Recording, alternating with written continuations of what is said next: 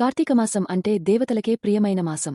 శివుడు, విష్ణువు, తులసీదేవి, గంగామాత, యమధర్మరాజు వరకు ఈ నెలలో ప్రత్యేక పూజలు చేస్తే అపారమైన ఫలితాలు లభిస్తాయని శాస్త్రాలు చెబుతున్నాయి. పాపాలు క్షీణించి పుణ్యాలు పెరిగే మాసం ఇదే కార్తీకమాసం. ఈ మాసం సాధారణంగా దీపావళి తర్వాతి పౌర్ణమి నుండి మార్గశిర పౌర్ణమి వరకు ఉంటుంది. కార్తీకమాసం ఎందుకు ముఖ్యమైంది? స్కంద పురాణం ప్రకారం కార్తీకమాసంలో స్నానం, దీపం, దానం, ఉపవాసం చేయువాడు యుగయుగాల పాపాలను పోగొట్టుకుంటాడు.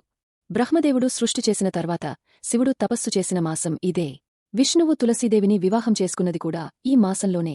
అందుకే ఈ నెలను శివ, విష్ణు ఏకమాసం అంటారు. కార్తీక దీపం యొక్క మహిమ. ప్రతి సాయంత్రం దీపం వెలిగించడం ఈ నెలలో అత్యంత పవిత్రమైన ఆచారం. దీపం అంటే అజ్ఞానాన్ని తొలగించే జ్ఞాన ప్రకాశం. ప్రతి దేవాలయంలో, ఇంటి ముందు, తులసి చెట్టు వద్ద, నీటి దగ్గర దీపం వెలిగిస్తే యమదేవుడు కూడా ఆ మనిషికి శాపం ఇవ్వలేడని పురాణాలు చెబుతున్నాయి. కార్తీక పౌర్ణమి నాడు కార్తీక దీపోత్సవం చాలా విశేషం. అరుణాచలంలో అగ్నిదీపం వెలిగించడం, తిరువన్నామలై గిరిప్రదక్షిణ ఇవన్నీ ఈ రోజుకే చేస్తారు. ప్రతిరోజూ కార్తీకమాసంలో దీపం వెలిగిద్దాం. దీపం వెలిగిన చోట చీకటి ఉండదు. అలాగే భగవంతుని స్మరణ ఉన్న చోట దుంహకం ఉండదు. ఓం నమః శివాయ, ఓం నమో నారాయణాయ ఈ రెండు మంత్రాలు కార్తీకమాసపు హృదయం.